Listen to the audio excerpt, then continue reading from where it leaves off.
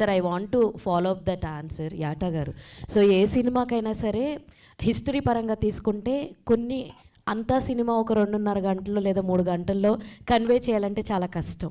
So అలా ఈ రజాకార్ సినిమాలో అరే నేను ఈ పాటు కేవలం డ్యూరేషన్ వల్ల ఆపేయాల్సి వచ్చింది, అలాంటి ఇబ్బందులు కానీ అలాంటి సిచ్యువేషన్స్ కానీ ఏమైనా ఉన్నాయా? అన్నీ అవే. ఆ హిస్టరీ తీసుకుంటే అదొక సముద్రం, అది చెప్పడం చాలా కష్టం. సార్ మనం ఈ రజాకార్ సినిమా చేద్దామని చెప్పినప్పుడు నాకు ఎక్కడ మొదలు పెట్టాలి ఎక్కడ ఎండ్ చేయాలో అర్థం కాలేదు. నిజాం చరిత్ర, ఆసిఫ్ జాహీ వంశ చరిత్ర 224 సంవత్సరాల చరిత్ర. అందులో 100 సంవత్సరాల చరిత్ర ఇది ఉంటుంది. 4వ నిజాం నుంచే బ్రిటిషర్ స్టార్ట్ అయిపోయారు.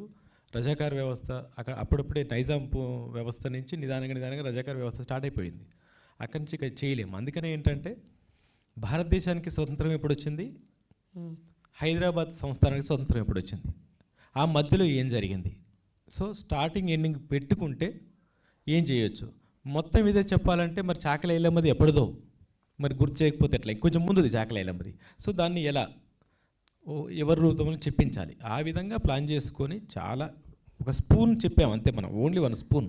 మరి పార్ట్ 2, పార్ట్ 3 అలా ఏమైనా ప్లాన్ చేసుకుంటున్నారా? పోనీ ప్రస్తుతం అయితే ఆలోచించలేదు, చూద్దాం ముందు ఏం జరుగుతుందో.